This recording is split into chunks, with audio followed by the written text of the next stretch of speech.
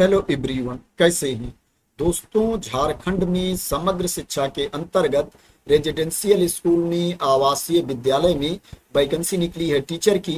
अगर आप झारखंड में शिक्षक की नौकरी करना चाहते हैं तो आप इसमें अप्लाई कर सकते हैं। इसमें आपको कोई लिखित परीक्षा नहीं देनी है, कोई रिटन टेस्ट नहीं देना है।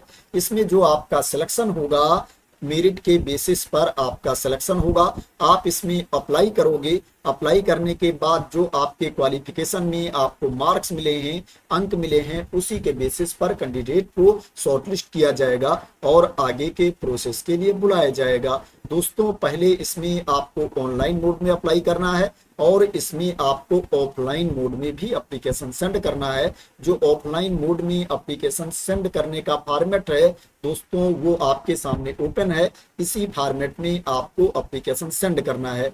बात करें ये वैकेंसी कहाँ पर निकली है झारखंड में, तो ये जो झारखंड में वैकेंसी निकली है, नेताजी सुभाष चंद्र बोस आवासीय विद्यालय में वैकेंसी निकली है। ये जो वैकेंसी निकली है बोकारो डिस्ट्रिक्ट में वैकेंसी निकली है, बोकारो जिले में वैकेंसी निकली है।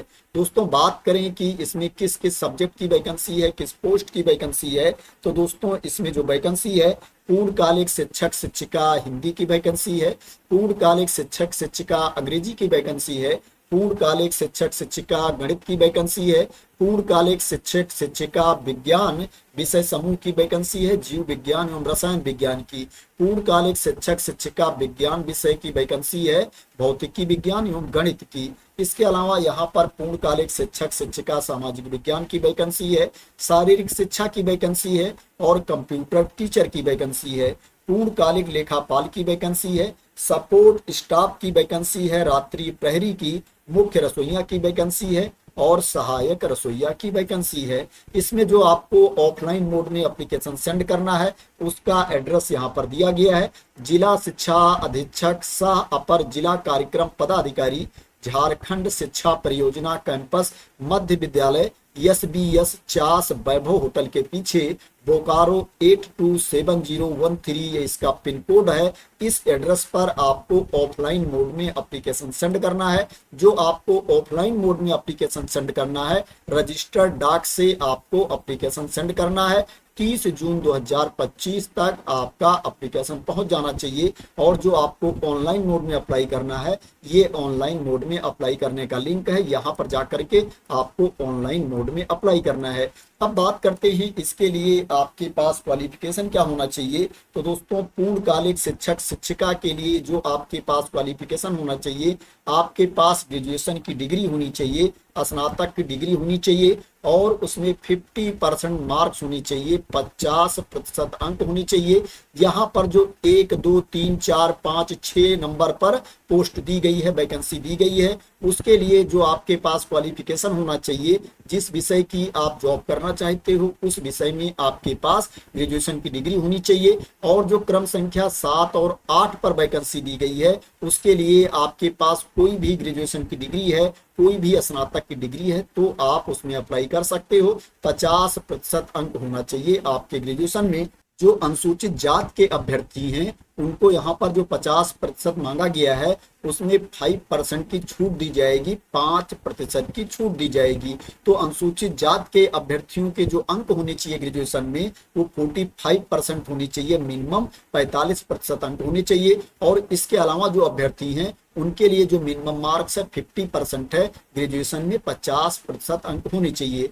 यहाँ पर जो कंप्यूटर शिक्षक शिक्षिका की वैकेंसी है, उसके लिए जो न्यूनतम क्वालिफिकेशन आपके पास होना चाहिए वो क्या है, आपके पास BCA की डिग्री होनी चाहिए, या आपके पास BSc कंप्यूटर साइंस की डिग्री होनी चाहिए, या आपके पास ग्रेजुएशन हो किसी भी स्ट्रीम में और उसके साथ आपके पास 2 इयर्स का डिप्लोमा होना चाहिए कंप्यूटर साइंस में। अगर आपके पास ये क्वालिफिकेशन है तो आप कंप्यूटर शिक्षक शिक्षिका के लिए अप्लाई कर सकते हैं। इसके अलावा आपके पास B.Ed की डिग्री भी होनी चाहिए, B.Ed या इसके समकक्ष क्वालिफिकेशन आपके पास होना चाहिए। प्रारंभिक शिक्षा के लिए 2 वर्षीय डिप्लोमा आपके पास होना चाहिए। जैसे आपके पास डीएलएड होता है, बीएलएड होता है, ये क्वालिफिकेशन प्रारंभिक शिक्षा के लिए है। और दोस्तों इसके अलावा जो पोस्ट है उसके लिए आपके पास बीएड या इसके समकक्ष क्वालिफिकेशन आपके पास होना चाहिए। यहाँ पर जो शारीरिक शिक्षक शिक्षिका की वैकेंसी है इसके लिए आपके पास बीपीएड की डिग्री होनी चाहिए, बैचलर इन फिजिकल एजुकेशन की डिग्री आपके पास होनी चाहिए,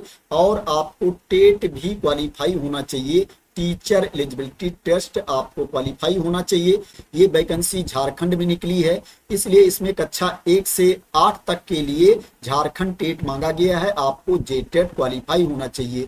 और कक्षा 9 से लेकर के 10 के लिए जो पूर्णकालिक शिक्षक शिक्षिका की वैकेंसी है विज्ञान विषय समूह भौतिक एवं गणित की, तथा पूर्णकालिक शिक्षक शिक्षिका अंग्रेजी की वैकेंसी है, उसके लिए जेटेट क्वालिफाई होना कंपलसरी नहीं है। शिक्षक पात्रता परीक्षा आपको पास होना अनिवार्य नहीं है, लेकिन कक्षा 1 से लेकर के 8 तक के लिए जो वैकेंसी है उसके लिए आपको जेटेट क्वालिफाई होना जरूरी है। यहाँ पर जो कंप्यूटर शिक्षक शिक्षिका की वैकेंसी है और शारीरिक शिक्षक शिक्षिका की वैकेंसी है, इसके लिए भी आपको टेट क्वालिफाई होना जरूरी नहीं है, जेटेट क्वालिफाई होना जरूरी नहीं है। दोस्तों ये जो वैकेंसी है कॉन्ट्रेक्चुअल बेसिस पर वैकेंसी है, संविदा पर आधारित भर्ती है। दोस्तों कॉन्ट्रेक्चुअल बेसिस पर जो टीचर को सैलरी दी जाती है, स्टाफ को सैलरी दी जाती है, वो सैलरी आपको दी जाएगी। अब बात करें इसमें आपका सिलेक्शन कैसे होगा, सिलेक्शन का प्रोसेस क्या है। तो दोस्तों पहले इसमें आप अप्लाई करोगे।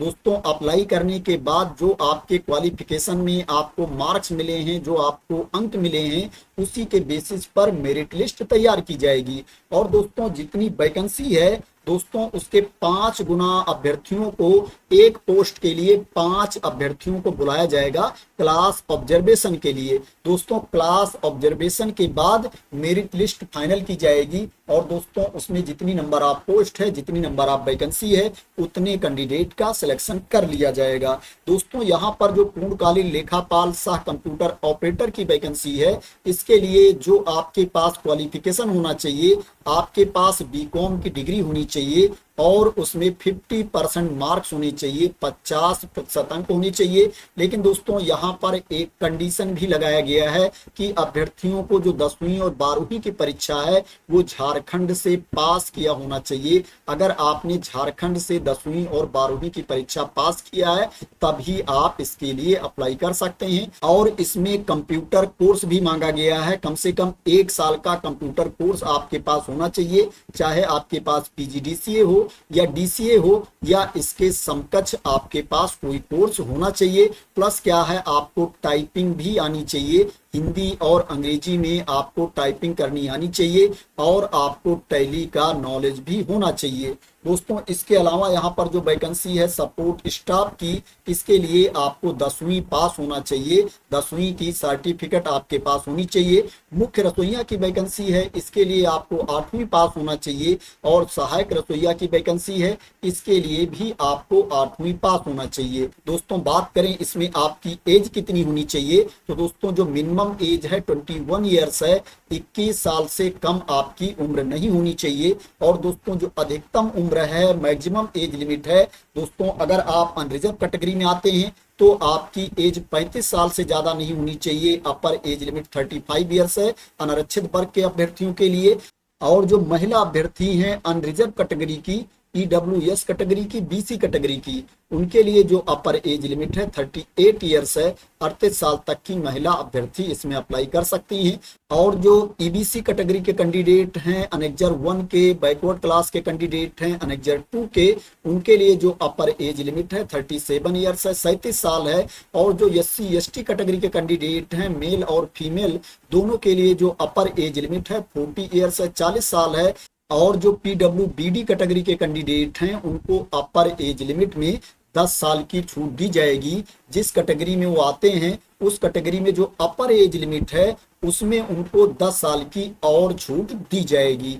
जो आपके एज की गणना की जाएगी 1 जुलाई 2025 को एज की गणना की जाएगी। 30 जून 2025 को शाम 5 बजे तक आपका आवेदन पहुंच जाना चाहिए, आपका एप्लीकेशन पहुंच जाना चाहिए यहाँ पर जो एड्रेस दिया गया है, जिसको मैंने आप लोगों को ऑलरेडी बता दिया है। यहाँ पर आपको साथ में क्या क्या भेजना है उसके बारे में भी इंफॉर्मेशन दी गई है। आपके जितने डॉक्यूमेंट्स हैं उनकी स्व प्रमाणित प्रति आपको साथ में भेजना है, और आपको 2 लिफाफा और भेजना है जिसके ऊपर आपको अपना पूरा नाम, पता, एड्रेस लिखना है। और दोस्तों ये ऑनलाइन अप्लाई करने का लिंक है।